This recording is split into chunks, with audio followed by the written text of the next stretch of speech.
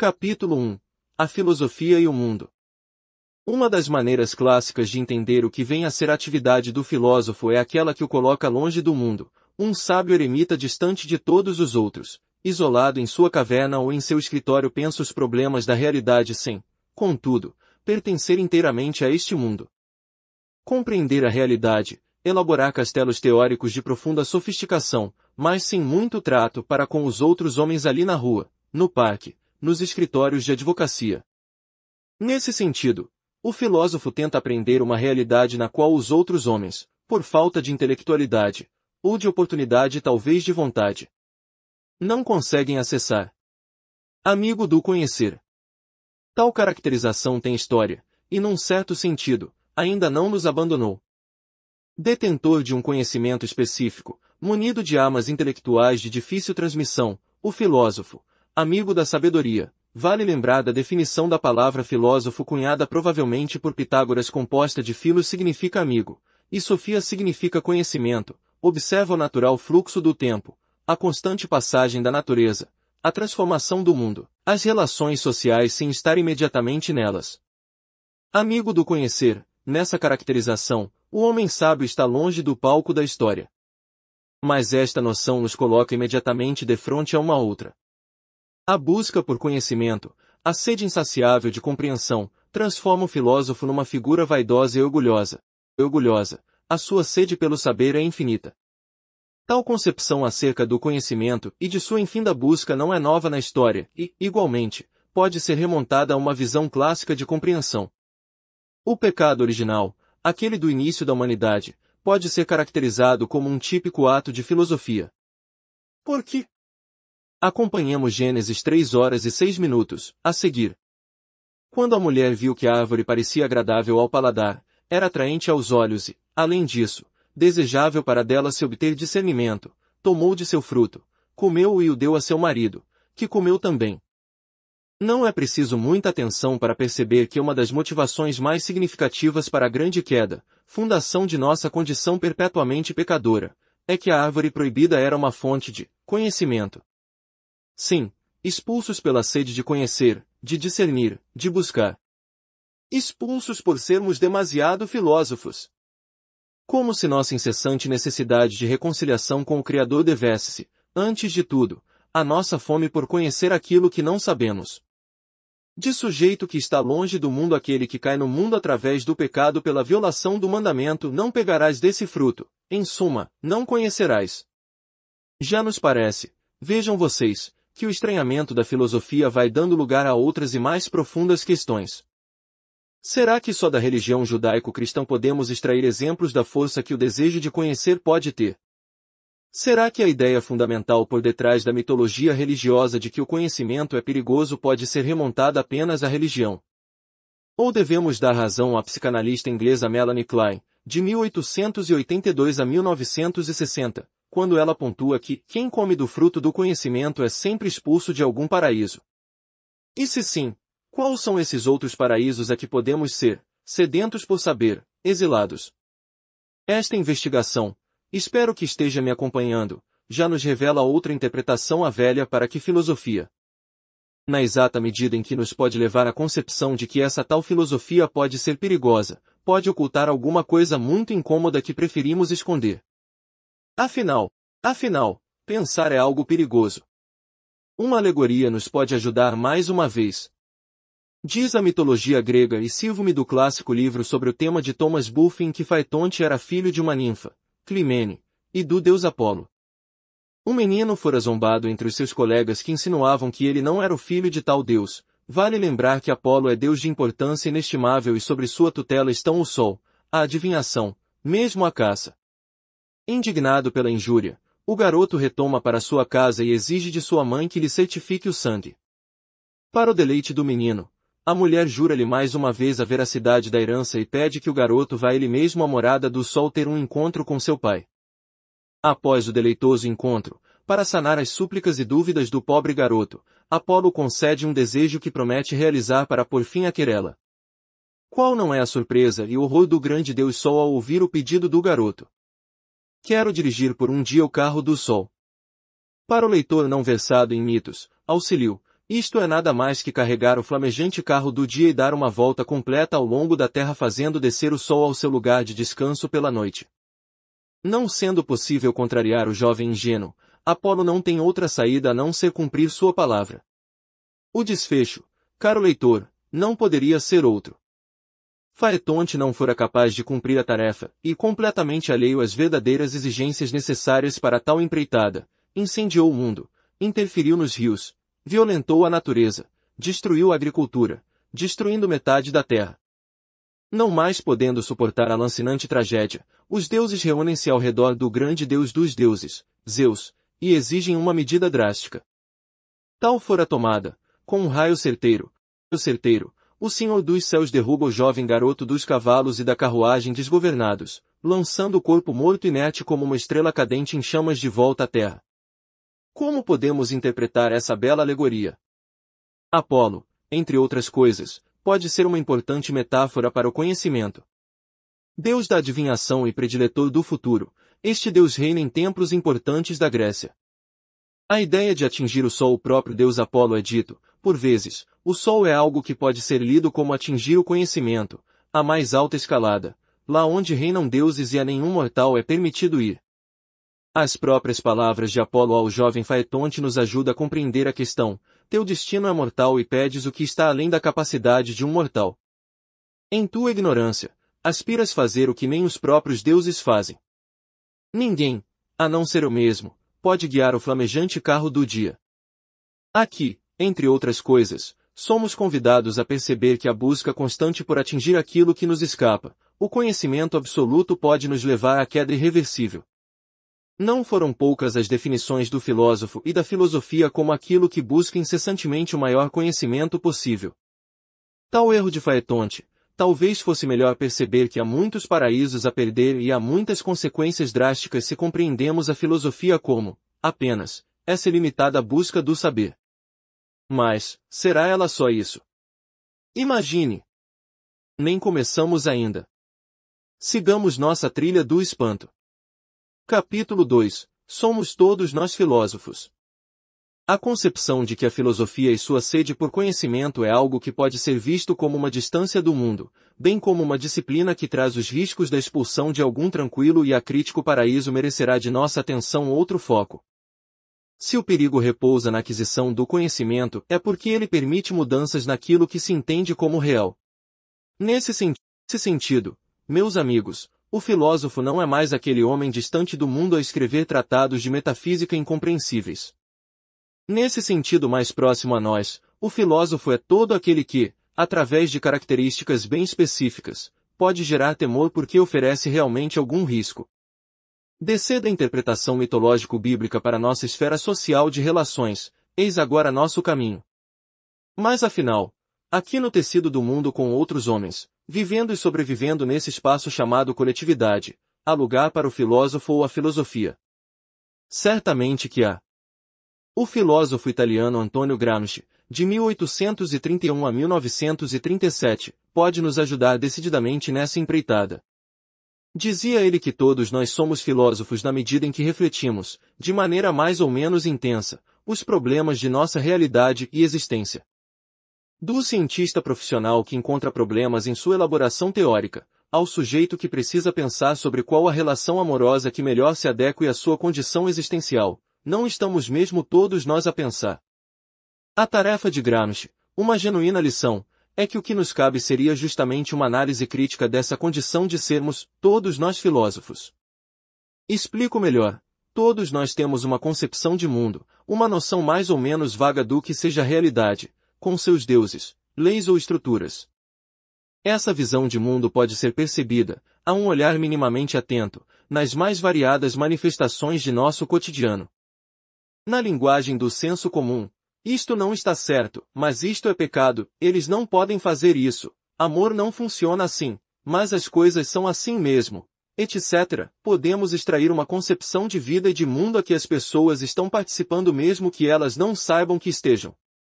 Diante a um grave problema ético, por exemplo quando anunciamos a condenação de um ato, não estamos nós tomando partido sobre o que vem a ser justiça.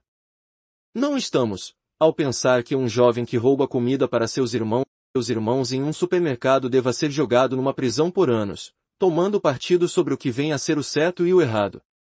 Não estamos indo um pouco mais fundo, tomando partido no direito e condenação de uma vida através de uma interpretação subjetiva dos parâmetros da lei. O que Gramsci nos convida é perceber que negar a filosofia de nossas vidas é negar essas concepções embutidas de maneira inconsciente em nossa fala e pensamento cotidianos.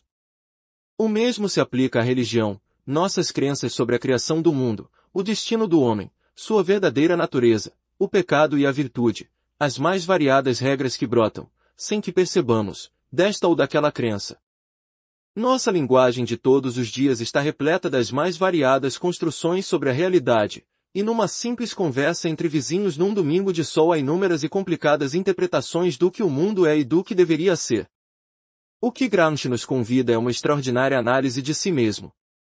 No entender do filósofo, através de uma análise crítica da própria consciência, perceberemos as infindáveis visões de mundo que foram, desde sempre, colocadas em nós. Em linguagem psicanalítica diríamos que a civilização com suas normas e leis foram intrometidas em nosso ser, modificando nossa própria maneira de nos compreender e ver o mundo, para a partir daí tomarmos ativamente em nossa própria visão de mundo.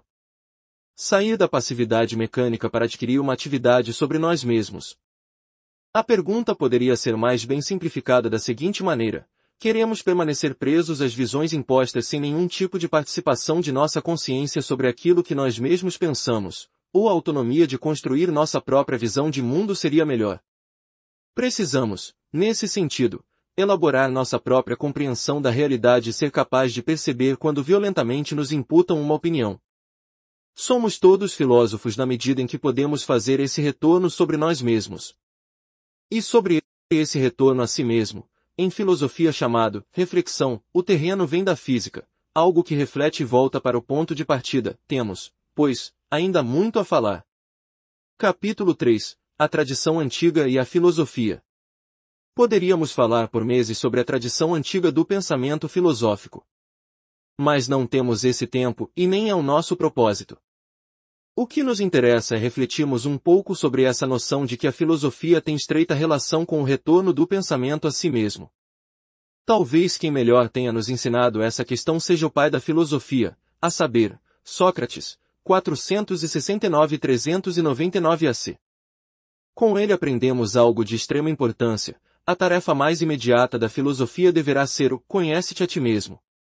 Interrogado por um homem, na cidade de Atenas, o oráculo de Delfos, templo em homenagem ao deus Apolo, responde à pergunta: quem é o homem mais sábio da cidade? A frase que viria a mudar os rumos da filosofia: o homem mais sábio é Sócrates. Ora, pensou o nosso filósofo, seria mesmo eu o mais sábio entre os homens. A busca então se inicia. Incertezas inabaláveis. Sócrates fora ter com a cidade à procura de confirmar ou refutar tal afirmação do oráculo. Conversa com artistas, políticos, outros filósofos, e após tempos de árdua pesquisa, a sua constatação deixou marcas indeléveis para a nossa tradição. Ele era o mais sábio dos homens, pois era o único que sabia não saber coisa alguma. Em conversa com os políticos sobre o que é a virtude, a justiça, etc. Sócrates sempre terminava por confrontar seus adversários com suas ácidas questões, desmontando as certezas inabaláveis de seus companheiros. O filósofo é aquele que, buscando conhecimento e incessante reflexão, sabe de sua ignorância. E afinal, será que a situação mudou hoje? Será que nossos políticos e artistas, escritores e filósofos que tão arduamente se mantêm apegados em suas verdades aguentariam as provocativas insinuações de Sócrates? Será que estamos preparados para enfrentar as dúvidas sobre aquilo que mais defendemos e acreditamos? Aprendemos, caro leitor, coisas importantes com essa experiência. Em primeiro lugar, ao ser solicitado a investigar a si mesmo, descobri através de sua autoanálise se era o mais sábio dos homens. Sócrates só poderá saber a verdade ou a falsidade dessa afirmação se puder descobri-la em contato com os outros. Para ser o mais sábio ou o mais ignorante dos homens, o que em Sócrates caminham juntos, o nosso filósofo precisou descer ao mundo com os outros, interrogar aos seus companheiros. O que isso nos ensina é que a filosofia não é uma atividade do isolamento, muito ao contrário, aquela visão do filósofo como um homem distante do mundo vem contrapor-se ao ensinamento de nosso provocativo pensador, a filosofia está no embate entre os homens, no diálogo entre eles, na possibilidade de, questionado sobre si nossas verdades, nossas opiniões, possamos voltar-nos para o mundo. Tudo se passa como se fosse da natureza da filosofia construir-se através de sua vinculação entre os homens. Ao ver no mundo a ignorância, nosso filósofo se volta para si, ao questionar a si sobre o que é a sabedoria, Sócrates interroga o mundo. Considero essa uma das mais bonitas e potentes caracterizações do fazer filosófico. Longe de se opor à concepção de Gramsci, são visões complementares. Não é difícil percebermos que a maneira de compreender o que vem a ser a filosofia ou para que filosofia é muito mais complexa do que poderia parecer a olhos inocentes. Sócrates estava diante de uma aporia. Esta palavra grega pode ser traduzida como enigma, problema sem saída, dilema insolúvel. Diante dessa caracterização de que a filosofia está vinculada a uma ideia de dúvida, problema ou questão insuperável, afinal, seria eu, Sócrates, o mais sábio? Poderiam os outros filósofos da cidade responder: podemos nos aproximar de outro grande pensador da história humana, Aristóteles. Na abertura de um de seus mais fundamentais livros, Metafísica, Aristóteles diz: a filosofia não é uma ciência prática, é evidente pelos que primeiro filosofaram. Pois os homens começaram a filosofar movidos pelo espanto, totalmase. Aquele que se coloca uma dificuldade e se espanta reconhece sua própria ignorância. De sorte que, se filosofaram para fugir da ignorância, é claro que buscavam o saber em vista do conhecimento e não em vista de alguma utilidade. Movidos por um espanto. Nesta caracterização que pode parecer simples à primeira vista, veremos algo de uma riqueza profunda. A filosofia, diferente de uma ciência prática, pense na marcenaria ou no artesanato, por exemplo, onde objetos são criados, fabricados pelo trabalho humano, não tem um fim de fabricação, no sentido de que não oferece ao mundo um objeto. O que move os homens à filosofia, assim, não é um interesse de produção de coisas ou utensílios, mas a necessidade de se mover porque foram tocados por um espanto. Os homens que primeiro filosofaram e aqueles que, à época de Aristóteles, e sem dúvida a nossa também, filosofam são todos sempre movidos por um espanto, algo que pareça fugir da ordem, algo que nos desperta a curiosidade por não sabermos exatamente do que se trata, uma aporia. Diz-nos o filósofo que onde tudo parece normal e explicado não haverá lugar para o pensamento, como se este se espreitasse pela brecha da inquietação. Diante de um problema, de um espanto, mas porque as coisas são assim ao invés de serem de outro modo. Os homens fazem filosofia. A palavra que Aristóteles emprega é totalmase, e podemos vê-la como um espanto cheio de admiração. Isto é fascinante. Não se trata de qualquer espanto, qualquer experiência de estranhamento, estamos voltando aos inícios do nosso trajeto, mas de uma inquietação que se admira, fascina-se. Ao observar a natureza todos os dias perdemos esse olhar de espanto, tudo acontece como previsivelmente ocorrerá. O olhar do filósofo, todavia, é aquele que não se permite fixar na naturalidade inocente das coisas. Aqueles que filosofavam, diz nosso filósofo, colocaram-se diante de algum espanto, de algo que eles não podiam responder, tal qual Sócrates, e são movidos pelo desejo incessante de mergulhar no mistério admirativo fizeram filosofia. Esta, portanto, é a atividade do olhar, da admiração, da contemplação, da paciência e da vontade de mover-se do estado de aporia em que se encontra. Não estamos mais distantes do mundo no mesmo sentido que nossa primeira caracterização. Agora, a distância do mundo é de alguém que dele se guarda para melhor nele mergulhar. Através de um olhar cheio de admiração, o filósofo toma distância da realidade sem perder seus vínculos com ela, antes, movido por ela, interroga-se acerca do mundo. Mas não nos apressemos. De enigma em enigma, de espanto em espanto, de aporia em aporia, o movimento da filosofia é infinito. Para cada nova resposta que possamos dar, percebemos que há outras inúmeras dificuldades surgidas de nossa posição, e na tentativa de resolvê-las, estamos nós no genuíno movimento da filosofia. Por não cessar sua procura, pois o mundo não cessa de nos surpreender, a filosofia é uma atividade sempre presente aos olhos daqueles que se espantam com a realidade. Há ainda outra coisa importante nos dizeres de Aristóteles. Não sendo uma atividade prática, isto é, preocupada com a criação dos objetos, a filosofia é livre. Sua autonomia reside, não na aplicação deste ou daquele instrumento técnico, mas na incessante atividade do espírito que nunca repousa. A filosofia, portanto, é um fim para si mesma.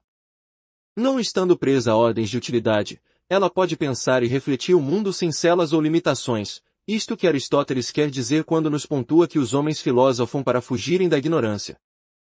Não necessitando prestar contas ante este ou aquele domínio, a este ou aquele lugar, a esta ou aquela religião, a atividade da filosofia dá a si mesma sua norma e seu fim. Ela é livre porque não está presa nas necessidades mundanas de nossa vida. Então, por que filosofia?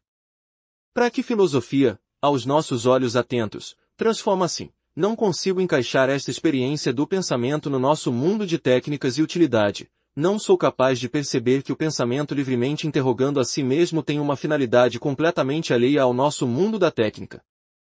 Vale lembrar que aquilo que serve a algo pode facilmente ser transformado em algo servil. Sem dúvida, isto é impossível com a filosofia, correndo o risco de que de fato não seja mais filosofia se servir para alguma utilidade fria. Aristóteles, há 2300 anos aproximadamente, já nos ajuda a perceber como a filosofia pode causar um incômodo estranhamento a quem não possui a capacidade de espantar-se com o mundo de maneira admirativa. Para que filosofia? Uma resposta possível talvez seja para impedir que a velocidade do mundo e sua utilidade avassaladoras nos esmaguem sem nos dar a chance de perguntar: por quê?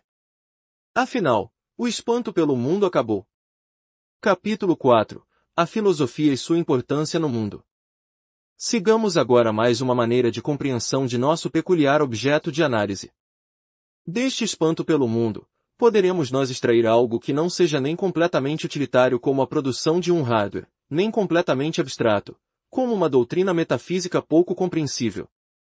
Quero dizer, é possível manter-se na revelação aristotélica, mirar o espanto e dele iniciar o filosofar, unir-se a Sócrates, isto é, diante a uma interrogação percorrer o mundo e a nós, finalmente, pesando com Gramsci tornarmos-nos mais críticos em relação à enxurrada de concepções e pressupostos que nos foram empurradas desde de nosso nascimento. A resposta é, certamente, sim. Isto se deve a mais uma característica da filosofia que não podemos perder de alcance, diferente de um discurso científico, como a física ou a matemática, a ideia de verdade, ou o verdadeiramente certo, não encontrará, em filosofia, seu lugar. Não sem problemas, é claro. Não é possível sair de uma aula de física decidido a manter-se firme nos pressupostos da mecânica de Galileu aplicando-as às dimensões das descobertas da relatividade de Einstein. Igualmente, a história das ideias na química vai soterrando as antigas concepções sobre a alquimia, por exemplo, pela recente análise contemporânea das substâncias e processos. Mas em filosofia, tudo se passa de outro modo. Todavia, é plenamente possível que após uma aula de filosofia um estudante saia decididamente platônico, outro esteja convencido do pensamento de Leibniz, mais um se decida por converter-se ao cristianismo após as palavras de Agostinho e novamente vejamos um kantiano sair resoluto da sala. Isto é assim justamente porque em filosofia nenhuma verdade é definitiva, nenhuma posição é a última a ter, tiranicamente, pregnância sobre as demais. Não, quando pensamos em filosofia, há um universo de problemas ainda não respondidos que atravessam os tempos de Tales de Mileto, cerca do século VII a.C., até Martin Heidegger, de 1889 a 1976, e mais além. Nesse sentido, é da natureza da filosofia permanecer constantemente interrogativa e aberta às velhas respostas bem como às novas perguntas. E vice-versa. Logo, podemos sem problemas unir tudo o que estamos falando até aqui e deixar claro que seria melhor falar, antes, em filosofias do que na filosofia. Só temos a ganhar com essa aparente ambiguidade. Prosseguindo nossa estrada, podemos apresentar duas problemáticas filosóficas que foram tecidas em solo contemporâneo e que poderiam ser decididamente uma forte expressão de como a filosofia não deixa de ser a experiência do estranhamento e do espanto, ao mesmo tempo em que procura nos lançar numa investigação de nós mesmos, nossos pressupostos, ideias e valores inseridos no tempo e no mundo de maneira muito específica. Uma das mais importantes pensadoras do século XX, Hannah Arendt, de 1906 a 1975, vai nos ajudar numa nova etapa de nossa investigação. Para tal, um pequeno incurso histórico. Sabe-se que a mente psicopata é perigosa, e o que aprendemos de uma psicopatia que alcança o poder fora uma chaga que nunca mais se fechará na história humana. Refiro-me a Adolf Hitler e os episódios ocorridos de 1939 a 1945. Não nos cabe aqui avaliar ou mesmo adentrar a dimensão histórica deste traumático evento, a Segunda Guerra Mundial. Basta para nós termos em mente que esta experiência não tem precedentes na história humana e que a filosofia fora decididamente chamada a prestar auxílio. Mas nada ocorrerá assim facilmente. Por muito tempo os textos de filosofia e de teoria política se calaram perpetuamente diante a barbárie que assistimos no extermínio de milhares de pessoas. De câmeras de gás que levavam a uma morte terrível, as mais sórdidas experiências com cobaias vivas, o que carregamos em nossa pele dia após dia, é a vergonha de, enquanto raça humana, termos permitido nascer algo como o fascismo alemão que quase destruiu o planeta Terra. Como pontuara tão bem o dramaturgo e poeta Bertolt Brecht, de 1898 a 1956, a cadela do fascismo está sempre no cio. Mas que nos interessa particularmente isso? Muito, verão vocês. Uma das primeiras pessoas a enfrentar o problema nazismo e suas consequências do ponto de vista intelectual fora a filósofa Hannah Arendt. Com um dos livros mais importantes do século XX, a autora nos mostra em As Origens do Totalitarismo, que a experiência nazista nos apresenta uma situação nunca antes imaginada. Seria preciso repensar as noções, recriar as concepções, em suma, elaborar novas maneiras filosóficas de compreender a experiência política após o Holocausto e Hitler. Mas o que essa corajosa mulher nos apresenta é uma compreensão da atividade filosófica que muito nos auxiliará. Em 1961, a filósofa participa de um julgamento histórico. Adolf Eichmann foi um nazista capturado após o fim da guerra e que seria julgado por um comitê especial, em Jerusalém, pelos seus terríveis crimes de guerra. Responsável por um cargo que o possibilitou, durante a guerra, mandar para a morte milhares de pessoas, sim. Ele era um burocrata que autorizava e controlava a deportação dos judeus para os campos de extermínio. Adolf seria finalmente julgado perante a comunidade internacional. Hannah Arendt estará presente nesse evento e suas brilhantes análises serão uma das mais potentes ferramentas teóricas que a autora nos legou. O choque da autora, e que não deixa de ser o nosso, é que diante dela não estava uma presença maligna e sem alma, alguém de profunda vileza, mas muito pelo contrário, Estávamos diante de um homem comum. Esta impressão impacta tão profundamente a filósofa que novos horizontes começam a brotar para refletir sobre esse tema tão caro à humanidade, a saber, o mal. O que descobri Arendt é que não estávamos diante da maldade tão assiduamente combatida pela tradição, pense na perseguição por parte da Igreja dos avatares do demônio, mas estávamos em presença de um mal que se tornará banal. O que a autora nos revela é que não é preciso ser um gênio do crime, ser um expert dos assuntos psicológicos, tampouco demonstrar uma predileção psicótica de amoralidade para produzir a barbárie. O que nos ensina Arendt é que o mal se manifesta também enquanto banalidade. Qualquer um de nós, mulheres e homens jovens e adultos, novos e velhos, podemos fazer atrocidade sem que nos seja necessária uma alma maligna por detrás. O mal sem raízes, sem profundidade, eis como a autora nos apresenta o homem Eichmann. Após esta caracterização da possibilidade de fazer o mal sendo uma pessoa ordinária e sem nada de especial, a filósofa nos colocará que a atividade do pensamento é um guia constante para nossas ações e condutas. Pensar, dirá Arendt, não é simplesmente uma faculdade entre outras. Mas, pelo pensamento, somos capazes de compreender a necessidade de ponderação e constante vigilância sobre nossas atividades. Nesse sentido, a barbárie produzida pelo aparato burocrático de Hitler tem estreita vinculação a uma incapacidade de pensamento, experiência do isolamento e da fria distância do espaço comum, os homens que não pensam seriamente sobre sua realidade e sobre as potencialidades de suas ações podem mandar milhares de pessoas à morte com a mesma simplicidade que um funcionário executa ordens.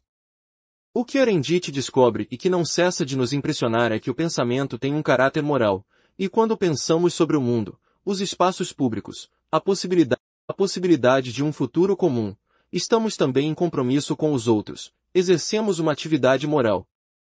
Não estamos distantes destes acontecimentos que tanto nos impelem a ver que a reflexão realmente nos pode auxiliar sobre o certo e o errado.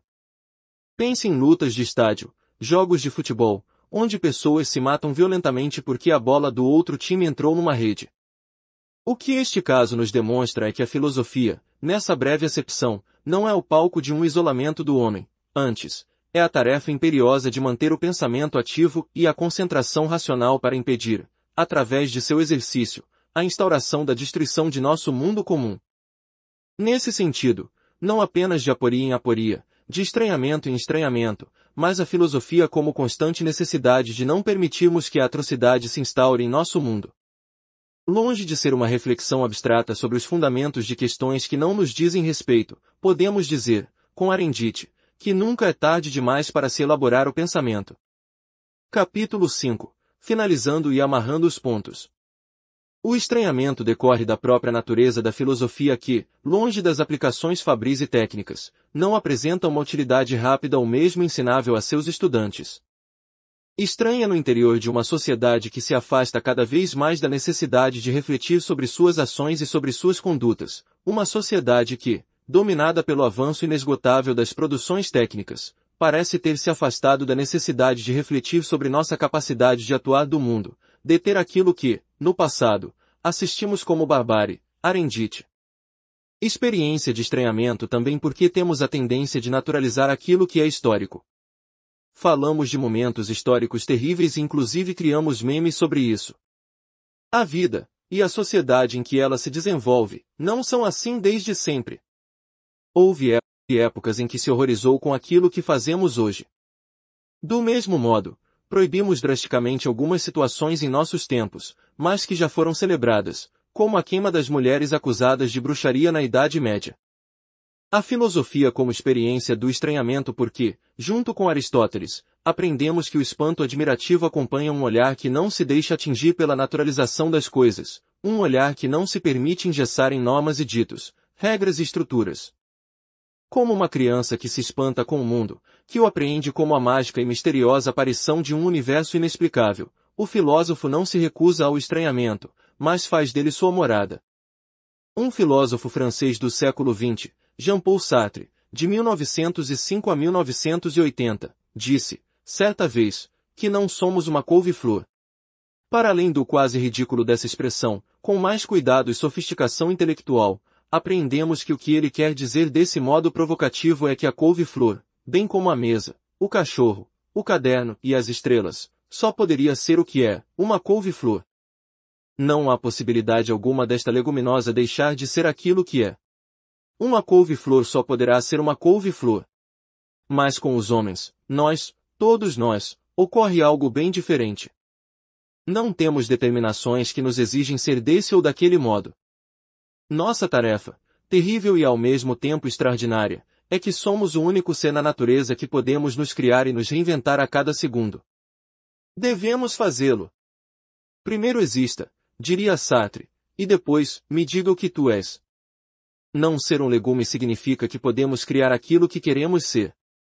Desde um sujeito que transporta judeus para a morte até alguém que decide pensar sobre cada uma de suas ações, somos aquilo que fizemos de nós mesmos. Nosso trajeto chegou ao fim.